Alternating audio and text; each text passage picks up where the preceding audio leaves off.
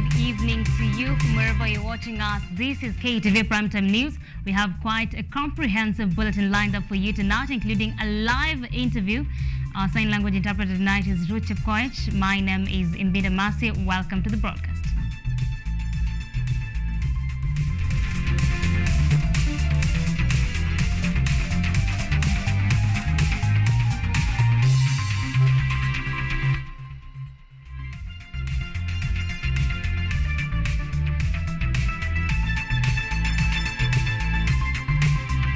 Welcome to the broadcast. Now, President William Ruto has today presided over the Data Protection Day event at KICC in Nairobi, where he launched the Data Protection Registration System that is expected to register data handlers and data processors. The head of state assured Kenyans that it is the responsibility of the government to ensure that every Kenyan data is safe from digital criminals. Take a look. Conference held at KICC to celebrate Data Protection Day, President William Ruto noted that Kenya has made great steps digitally and is expected to do more in the coming years. He said that the digital space has become vulnerable to fraudsters, but the government will deploy resources to protect everyone from the digital economy. We have not only caught up with the most advanced jurisdictions, we are poised to seize leadership in innovative domains that are destined to define the digital future and the knowledge economy. President Ruto said that it's important to reflect on the opportunities and threats present in the digital economy and strategies of protecting legitimate actors while destroying malicious agencies. Over the next 5 years, we shall construct another 100,000 kilometers of national fiber optic network to achieve universal broadband connectivity in the country.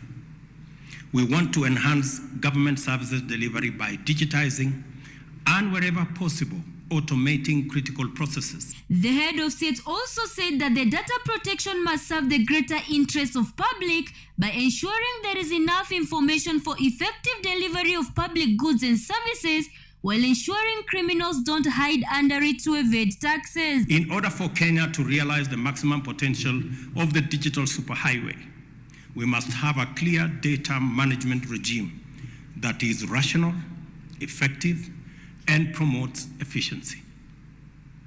It has to be promotive of our agenda for the digital economy. According to President Ruto, the government has 600 services available online and is expected to add 5,000 more services in 6 months' time. The government is targeting to have 80% of its services put online. All ministries and departments have been ordered to align their strategies with the provision of the data protection laws. The ICT department has also been instructed to begin working on a digital identity for Kenyans. Ruth Wanjiru, KU TV. Education Cabinet Secretary Ezekiel Mashugu today led the launch of Grade 7 textbooks at KICD, which shall be distributed to all schools that have been identified to host junior secondary school education. He has issued 17,893,270 copies of learners' books and 423,514 teacher copies, which shall be distributed starting Monday, the 17th of February, after grade 7 pupils have reported to school on Monday, the 30th of this month. 1.2 million pupils are expected to join grade 7. Mashogu has said that approximately 20,000 schools have qualified to host junior secondary schools.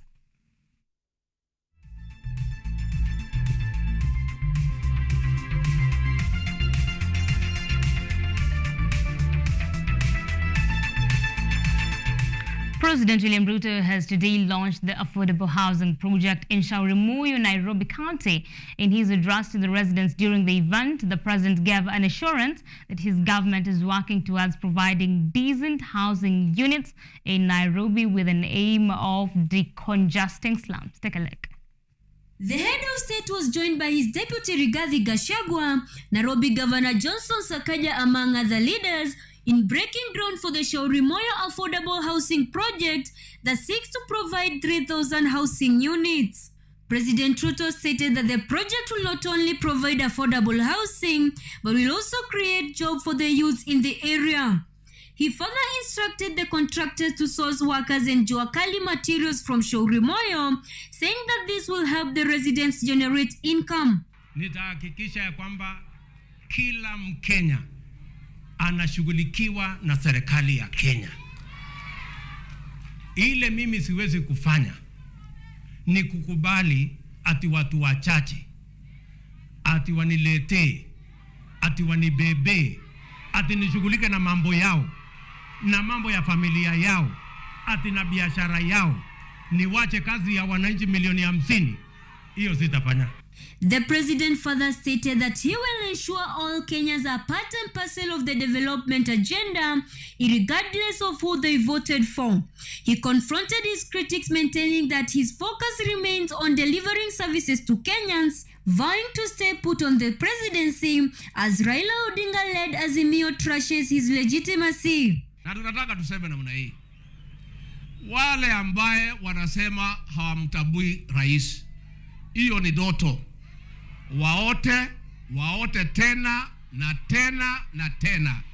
Doto ikiisha watakuta rais wa Kenya ni William Samoei. Deputy President Rigathi Gachagua joined the president in urging opposition leaders to accept that elections are over and let President Ruto work for Kenya. He said that those who don't recognize Ruto as president should go on daydreaming. Asante kwa kukumbuka mahasla wa Nairobi ambao pia wanahitaji makao. Isiwe ati tumezoea lazima ukiishi mahali Nairobi kama huna pesa, uishi mahali ambapo hakuna choo, mahali hakuna stima, mahali hakuna maji. Hata mwananchi wa kawaida wa Nairobi anahitaji nyumba ambayo inampatia heshima na Nairobi Governor Johnson Sakaja thanked the president for thinking of Nairobi and giving them dignified houses. He further stated that the county government will work with the national government to change the face of Nairobi. Ruth Wanjiru, KU TV. The Media Council of Kenya has issued a new set of guidelines set to combat cases of fraudsters posing as journalists. In a statement, the council has stated that it will recall all accreditation cards issued prior to the 26th of January this year and will issue new press cards with additional features. Take a look. The Media Council of Kenya has announced that it will recall all accreditation cards issued in the 2023 cycle in a bid to contain rising cases of fraudsters posing as journalists. Media Council CEO David Omoyo has said that the council will issue new press cards with additional features, including a barcode and a QR code that can be scanned using a smartphone. According to the council, all press cards issued before the 26th of January 2023 will be allotted afresh at no cost. Those possessing the press cards will therefore be required to apply or renew and return the old press cards in order to be issued with the new one. The council has stated that the categories of people eligible for accreditation include journalists working in media enterprises, freelance journalists, foreign journalists, students pursuing media, journalism and communication studies, public relation practitioners, advertising companies, and media trainers. All journalists seeking to be accredited are hence required to present to the council a letter from the employer, original degree or diploma certificate from a recognized learning institution. The accreditation will help journalists to access information by allowing them participation in conferences, workshops, trainings, and other gatherings. It also enhances protection of their rights and privileges while in line of duty. Joseph Kess, KUTV. The charges for electricity prices for some households and business people could rise up to 117% should the Energy and Petroleum Regulation Authority approve the new proposal by Kenya Power and Lighting Company. The proposed changes could see consumers receive nearly half of the tokens they currently receive with the same payment.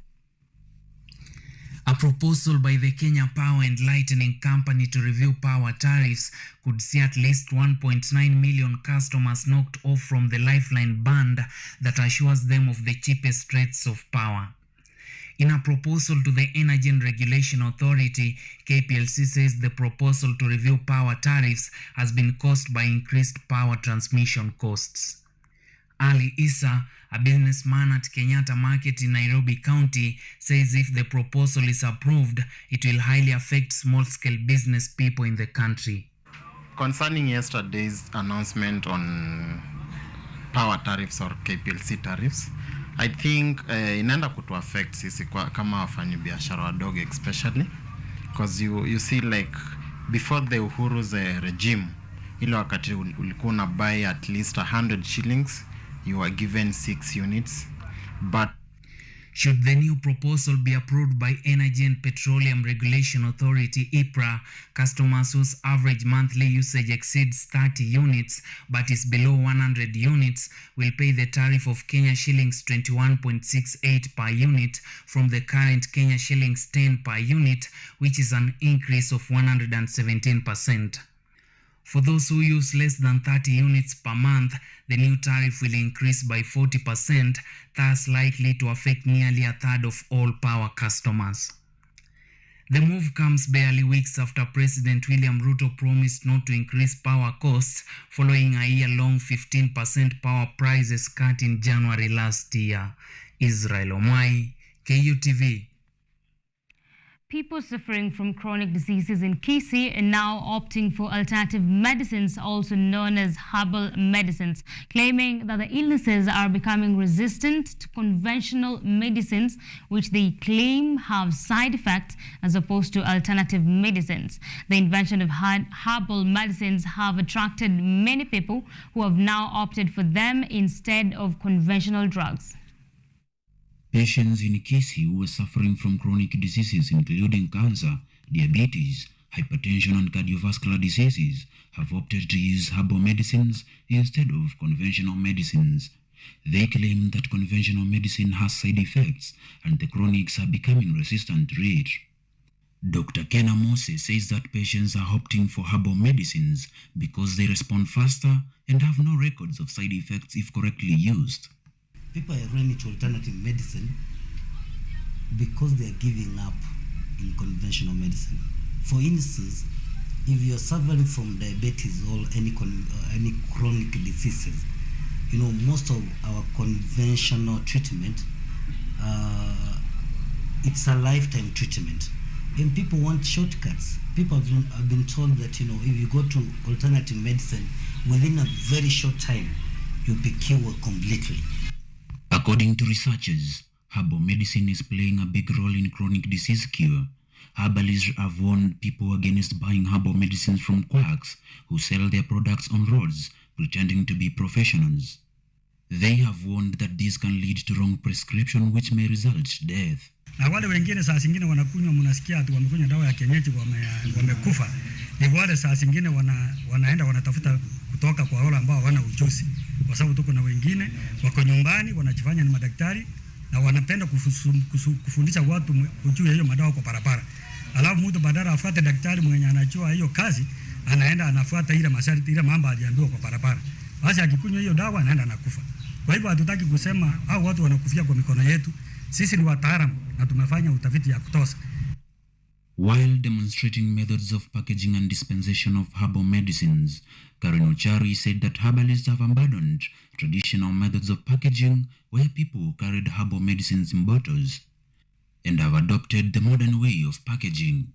She adds that herbalists have been trained to do this. Tunataka kuambia ya kwamba tumetoka katika ile umbali watu walikuwa wanatembea na miti, wanabeba vibuyu, wanaambia watu ya kwamba wanaponywa kupitia kwa hiyo. Kwa hivyo kupitia kwa masomo ambayo tumepata, tumefundishwa jinsi ya kukausha madawa, kuanzia kwa harvest, vile tuna harvest madawa, tunakausha, alafu tunasiaga, tunatengeneza poda kama hizi madawa mnaona. Kwa dosage ya mtoto tunatumia hii dosage ndogo, na mtu mzima tunatumia hii chupa kubwa ya 100 grams. Herbalists have since declared that they are assembling herbs used in traditional healing for presentations to scientists for research. Mutunga Joseph, KUTV. Thank you, Mutunga Joseph, for that report. Now we're taking our fast short break right here at the KTV Primetime News. We'll be back with a live interview with one Winnie Jeruto Kimwe, a conversation you really don't want to miss out on. Keep your feedback coming at KTV_Kenya, at Mercy IMBINDA. The hashtag is KTV Primetime News. Don't go too far.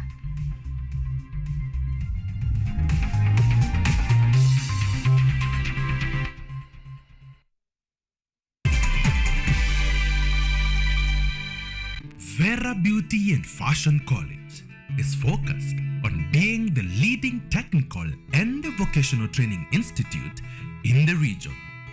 Our team possesses in-depth knowledge and extensive experience in the industry, offering thorough training in cosmetology, hairdressing, interior design, creative arts, training of trainers, nail technology, and fashion design.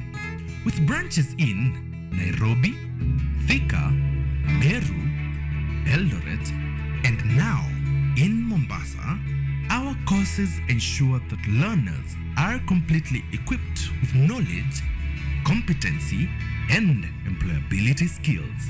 Enroll today to be a part of a center of excellence.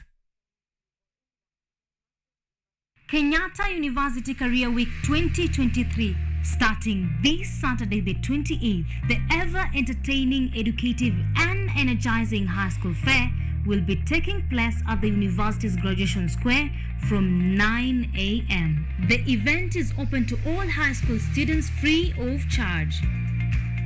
Join us and learn more on the academic programs and interact with different faculties. Public lectures on topical issues will be taking place between Monday and Wednesday, with corporate exhibitions scheduled for Thursday the 2nd and Friday 3rd February. The official opening ceremony will take place on Thursday 2nd February at the Graduation Square from 1 p.m. This year's theme is dubbed Digital Disruptions, the Future of Work in a Hybrid World. Be part of us as we mark the 2023 Career Week Fair.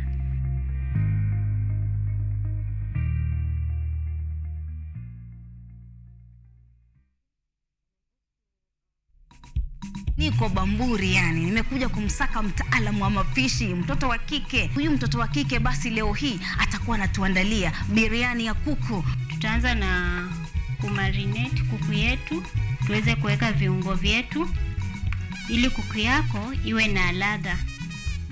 Upishi wa biriani kwa mambo yote unaweza pika kwa dakika 30 tu. Ndivyo inakuwa biriani ishaiva. Ya biriani itakuwa imeiva. Naam.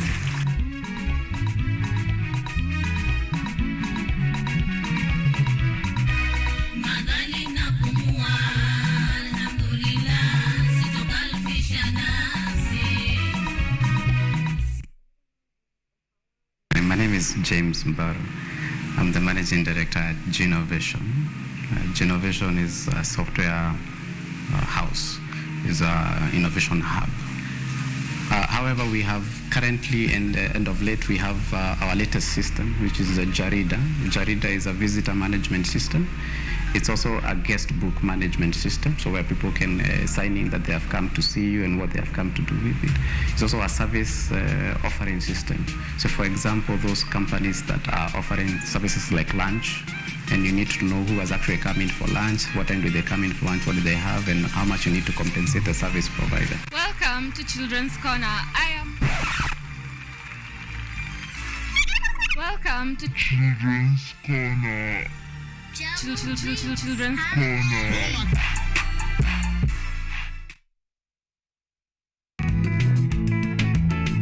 Upanzi wa mboga ya saladi umekuwa maarufu sana ulimwenguni kibiashara na pia kuimarisha afya. Kuja kwa mbegu, unahitaji mbegu ambayo ni unachagua variety ambayo unaona inakufurahisha. Kuna pia factor ambayo unaangalia ni availability ya resources zenye unaweza tumia. Tunakutana na mkulima Eric Muturi ambaye anaendeleza kilimo hiki katika bustani ya nyumbani.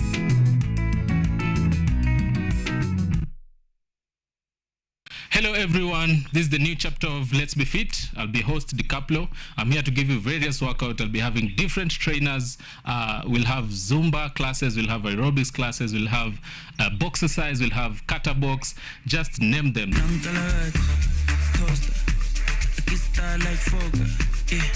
Pull up in a beam, too much, too clean, young taller.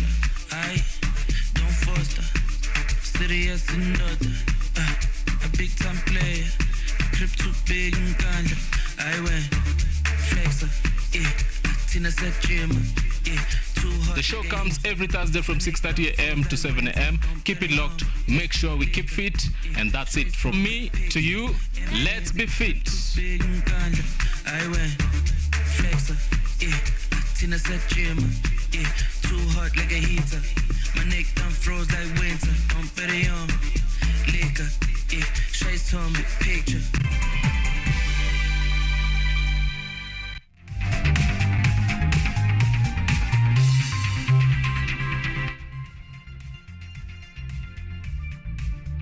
Thank you for keeping it KTV Primetime News. Welcome back. Now, young people have offered many solutions to some of the world's dire problems through innovation and entrepreneurship. And young people keep innovating and creating every day. And tonight, Winnie Jaruto Kimwei, Halt Prize Campus Director, KU Chapter, joins me in studio to discuss all matters Halt Prize. Good evening, Winnie. Good evening, Miss IMBINDA. Karibu sana to our studios. Thank you for having me today. All right, so let's get into it. What is Halt Prize? So Halt Prize is a community of young people all over the world who are leading a generation of change through social enterprise by creating impact. Yeah, so that's just about it. What are the objectives of Halt Prize, maybe? All right, so in Kenyatta University, we have several objectives. So first of all, we are looking to recruit more judges for our competitions so that they can help us in evaluating projects. We're also looking forward to onboard sponsors. As right now, we are operating on a zero budget, and we are actually relying on sponsors to help us run the program. And also, we are looking forward to nurture the winning team because the winning team from KU is going to the regionals, either Abuja, Nairobi, or Johannesburg Summit, and you're hoping to get the $1 million winning team from KU. Yeah. Now you're mentioning something about winning team and competitions. Say something about it. All right, so about the competition, so what is happening right now is called the beginner stage, where as the campus director, I'm helped with the organizing committee, and we get to recruit students as participants for our on-campus program. So the winner is called the on-campus program winner will proceed to the next stage, which is the regionals, and the winning team can choose the impact summit of their choice. They can either participate in Nairobi Summit, Abuja Summit, Dubai Summit, whichever summit that they want to. And the regional winners therefore proceed to the next stage, which is called the Accelerator. It's a 6-week intensive program at our headquarters in Boston, where they get to meet up with experts. They learn a lot concerning business, entrepreneurship. And finally, the 6 teams, the 6 finalists, they get to proceed to our finals, and they get to pitch the ideas in front of high-profile judges. Like, for example, last year we had the CEO of LinkedIn, and that's where the $1 million team is announced. Right, and I'm hearing you mention a thing about different summits. So does that mean that Halt Prize is not just in KU? What is the scope of Halt Prize?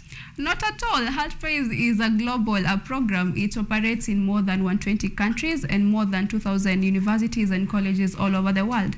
So it's not only in KU. It's in USIU, it's in UN and several other campuses and colleges all over the world. Right. Maybe you can talk a little about the target audience of Halt Prize. All right, so as Halt Prize, we target mostly on students, but really don't focus on whether you have a background in business, entrepreneurship. We welcome all students to take part in it, and don't worry, we'll train you all about entrepreneurship. We'll also train you on some soft skills such as pitching. We'll also train you on things like design thinking, and we'd want our participants to get something out of it such that by the end of the program, if your team doesn't make it to be the winning team or even to be part of the top 3 team, we want you to get out with some knowledge about entrepreneurship. Right, and you know, when we are talking about entrepreneurship and innovation, I don't know what part innovation plays in the vision of Health Prize. So at Health Prize, we normally call ourselves change makers because we are leading a generation of change around the world. Okay. So we actually encourage students all over the world to look around their community. They look around and find problems and just try to come up with most viable solution to those problems. Therefore, that's where innovation is born. Right. You know, each vision that comes in, or rather everything that comes up, always has something at the end goal. What is the end goal of Health Prize, rather? I can say that the end goal is basically bringing more students into the social impact space because at the end of the day, it's not only about making money, it's about creating change in the world. Second, it's just trying to inspire students, trying to inspire the youth and bringing them into the innovation space. And also just changing their trajectory in life, maybe because most of us are here in campus, we just think about graduating, getting that degree, but I can say that Health Prize exposes you into the social impact space. So I'd actually like to encourage everyone to participate in their own respective campuses. Right, maybe you can shed light on the plans you guys have for this chapter. All right, so far so good. We started out the year strong. We are having our first ever Innovation Day at Kenyatta University, being hosted by Health Prize in partnership with Chandaria Business Innovation and Incubation Center under the Career Week banner. We are actually quite excited for that day. Our chief guest will be Dr. Ezekiel Mutua, who is the CEO for Music Copyright of Kenya, Society of Kenya. And we also have other high-profile guests. We also have dignitaries who are going to deliver their speeches. We're actually excited for that day because we're also going to have our Health Prize Gala later on in the evening. We also have our quarterlies scheduled on 10th February. We have our semi-finals scheduled on 17th February. And finally, we have our mega finals on 24th February. Right, and someone might be listening to you talk about Health Prize and they get interested. What is the process of sign-up? It's super easy. Just go to your search engine if you have a computer or a smartphone and type our logins, which is Health Prize Kenyatta University. There we'll find our website with a page for registration where you can get to register yourself, your team. And also, if you have any difficulties, you can find us at our Health Prize office in Chandaria building. Now, before we go, I don't know if there's anything else you would want to add onto what you have been talking about. Okay, definitely, yes. I'd like to talk about our theme because our theme for this year is quite interesting. It's redesigning fashion to make it more sustainable. So I'd say that the fashion industry isn't given much spotlight. We only focus on the glory of it, about how we look, the social status that our clothes bring. But we don't get to focus on how the fashion industry is impacting both the planet and people negatively. For example, it has been contributing to 8% of the greenhouse gas emissions, 9% of microplastics in the water. So definitely just trying to dig in deep into this theme will give you a highlight on how the fashion industry works. And I think it's now a high time that we start launching into an innovative social venture into the fashion and clothing-like industry. Right, there you have it. Winnie Jeruto Kimwei, the president, or rather the director, sorry, I almost made you president, the Health Prize Campus Director, KU Chapter. Thank you so much for joining us tonight. It's been a pleasure. Thank you so much for hosting me. All right, so we're taking another short break. We'll be back with more stories. Keep watching.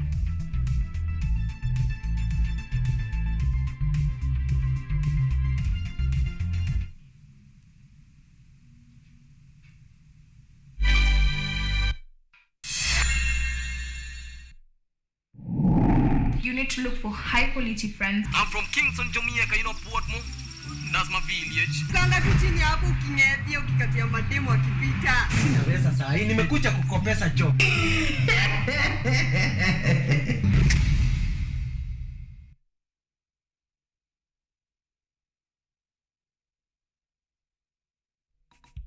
Niko Bamburi, yani nimekuja kumsaka mtaalamu wa mapishi, mtoto wa kike. Huyu mtoto wa kike basi leo hii atakuwa anatuandalia biriani ya kuku. Tutaanza na kumarinate kuku yetu, tuweze kuweka viungo vyetu.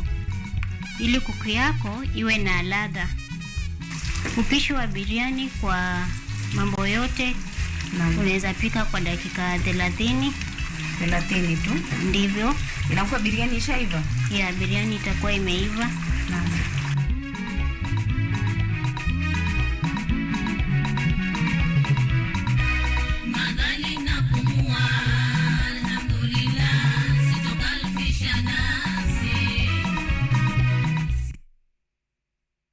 Welcome to Children's Corner.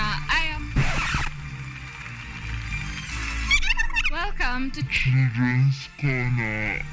Children's Corner.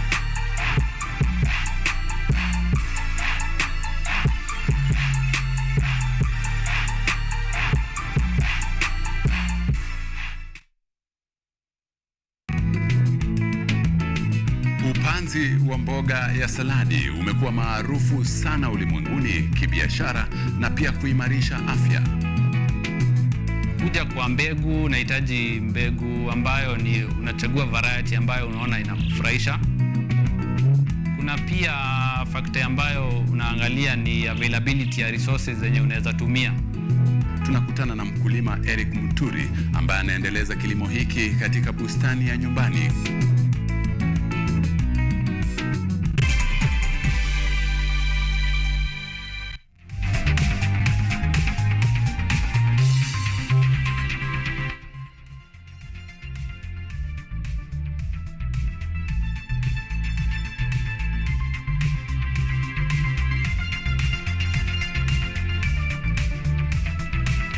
Welcome back. Through a program that was launched in 2019, students from Ijara constituency, Garissa County have benefited from scholarships to study technical and life skills. Take a look. Speaking at the graduation ceremony held at Ishak Bini Conservancy in Masalani, the Northern Rangers Trust NRT Initiative Coordinator Peter Nguno said that due to climatic changes, conflicts, banditry and prolonged drought, some of the young people in pastoral communities have not had a chance to go to school, thus prompting the organization to come to their rescue. Sisi kama shirika ni kuhakikisha kwamba kila mwanafunzi amepata zile vitu anahitaji ya kufanya naye kazi na kumsupport kwa mambo mengi, mambo ya biashara.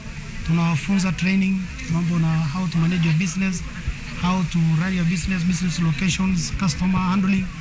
Nguno said that people with disabilities and those who have never attended school before were given the first priority in the program. He adds that once they are done with their respective courses, they will be offered necessary tools for repairing mobile phones and tailoring to kickstart their job market. Ni kuleta kazi hii ambayo wanafunzi wangeenda kusomea college mbalimbali. College karibu sasa hii ni Masalani. Mtu ya Shakbini, mtu wa Balatiro hawezi enda huko. Abdirizak Omar, a business officer at the NRT, says that the courses taught will be beneficial to the community by bringing the services closer and also help the youth to refrain from crime and drug abuse. Sasa nimemaliza secondary, nimemaliza shule na sikuwa na kazi. Kila sehemu nimepita nimekosa kazi ya serikali. Kuna baadhi ya vijana ambao huwa na struggle kule nyumbani. Wengine wameenda kufuta bangi, wengine wamevuta sana, huwa na kwa vichakani, wengine wanakula miraa na hawana maisha mazuri ya baadaye. The first cohort, which just graduated, was taught tailoring and mobile phone repair courses, with masonry and plumbing said to be kept pending for the next cohort. The beneficiaries say that the courses have opened new opportunities for them. Joy Maina, KUTV, Nairobi. The raging drought, which has struck most parts of the country, now threatens the food security of subsistence farmers in Migori County. The farmers lament that despite using modern farming technologies, the prolonged drought now puts them at risk of starvation. Despite using improved farm systems, farmers in Migori County are fearing for starvation due to poor farm produce as a result of the prolonged drought in the country. Judith Kanyanje, who is a peer farmer trainer under Ripple Effect, an NGO that promotes new farming technologies, decries the hardships farmers are facing since the rains have gone missing for most parts of last year and early this year. The farmers now ask both the national and county government of Migori to help them in sinking boreholes that can be used to water their crops, which they use both for home consumption and small market sales. Changamoto yenye niko nayo ni shida ya maji. Hata kama tungewekewa kisima sehemu, wawe wanachota maji wanatumia kwa mashamba yao, ingetusaidia. Ripple Effect Kenya Farm System Officer Mr. Isaac Owino noted that the drought which is experienced in the region is as a result of climate change, thus sensitizing farmers on alternative crops which are drought resistant and that take a short time to mature. We are training them to plant early maturing crops like those vegetables, for example, the amaranth that are drought tolerant, those indigenous vegetables like the nightshades. We also teaching them to plant crops like saga, those that really require a very short time to reach maturity. The county agricultural officer outlined that they are sensitizing farmers on the adverse effects of climate change and encouraging them to plant more trees to ensure that the county has enough forest cover that will help in fighting climate change and cleansing the environment. Jacqueline Wanjiru, KUTV. Since Kenya began its voluntary refugee repatriation program in 2017, more than 85,000 Somali refugees have resettled back home. But due to record drought in the Horn of Africa, thousands of them have returned to Kenya's Dadaab refugee camp to seek relief. As Juma Majanga reports from Dadaab, those who have returned are finding themselves locked out of aid programs because Kenya has banned registration of new refugees. Take a look. Halima Omar is making her way to the World Food Programme Aid Distribution Center in the Dadaab refugee camp. As other refugees key in information to get monthly food donations, Halima, like many unregistered returning refugees, has been locked out of aid programs.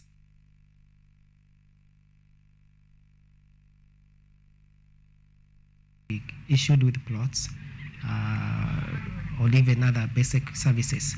According to humanitarian agencies, returning refugees has been a cyclical issue. However, this time they cannot register again as refugees because Kenya has banned the registration of new refugees in the Dadaab camp for security reasons.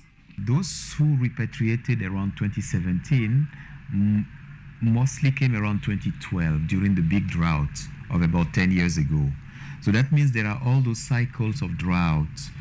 They are recurrent and then they happen of every 9 to 10 years. Usually they come and stay for a period of 3-4 years until they are able to go back when the situation gets better. Halima, a 47-year-old widow and mother of 7, says she returned to Somalia 6 years ago and has come back to the refugee camp to escape drought and hunger back home. Despite the government's policy change on refugees, aid agencies have helped unregistered refugees like Halima get food aid. They are issued with tokens that they cash in for food.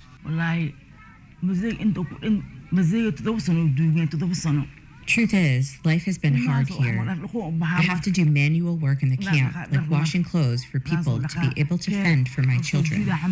Today, I am so happy the food I have collected is going to help in a big way. Officials in Kenya say many of the nearly 100,000 Somali refugees fleeing drought and returning here are refugees who repatriated earlier. And as the numbers keep rising, aid groups say their services could be stretched further. Let's hope that the hardships that are leading to all these population movements reduce. And let's hope that this year the rains are going to be better. Let's hope that this year people are not going to be crossing the border because of conflict on the other side. So that we can focus and provide support to those who are already here in better conditions until they are able to go back to their countries. Kenya's voluntary refugee repatriation program was meant to provide a durable solution to the refugee situation and help ease congestion in the camps. But with the high rate of returning repatriates, experts say players in the sector will have to rethink the strategy. Juma Majanga for VOA News, Dadaab Refugee Camp, Kenya.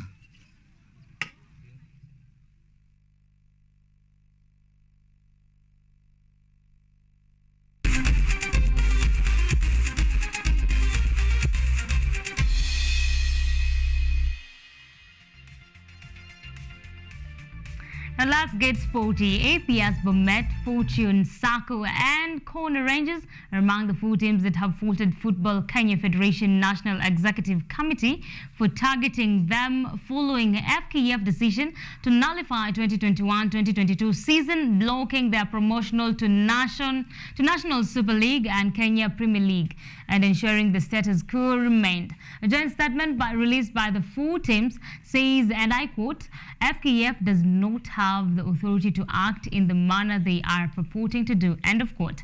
APS Bomet, who believe that they won the right to be promoted to the Premier League last season after a solid campaign in the second tier, has missed fixtures against Naivas, Fortune Sako and Coastal Heroes.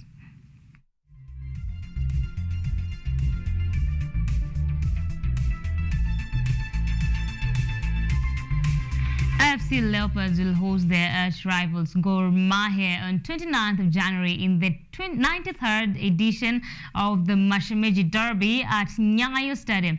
AFC Leopards, who struggled in the early parts of the season, will be seeking to bridge the gap and maintain their winning form as they come into the game on the back of 3 wins on the bounce, while Gor come into the derby on a run of good form. They are unbeaten in 5 with 2 straight wins.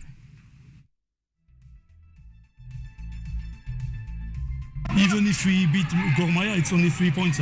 So for me, it's a team like the others. We will prepare well. I know that for you and for the fans, it's something a little bit special. So I hope it will be a big crowd there, because I think both teams deserve to have a lot of fans in the stadium. Me, I'm not focused about the opponent. I want us to play like we train, and we have our philosophy. So we keep going this philosophy. So we will win some other games. We will lose some games as well, because it's football. But we keep working. And for the confidence, I think it's very good for them before the derby to have played 3 games and got 3 wins. Right now, in the last few weeks, we've seen them pick up, and even to go to Mombasa last week and pick up a win in Bandari's, backyard. Not many teams do that easily, and so we know their quality is there, even if it was a slow start. So we're expecting them coming in on a level footing to us, that they want as much as we want, and it'll be down to who copes with the atmosphere more and who is able to remain calm in those crazy moments of the game and show their quality.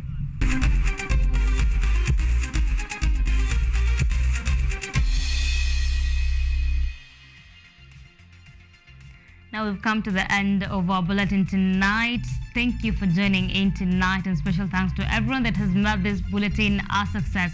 Remember, you can get this bulletin and our subsequent bulletins on our YouTube at KUTV Kenya or on our website at www.kutv.co.ke. Ruth Chepkoech has been our sign language interpreter tonight. I am IMBINDA. Have a good night.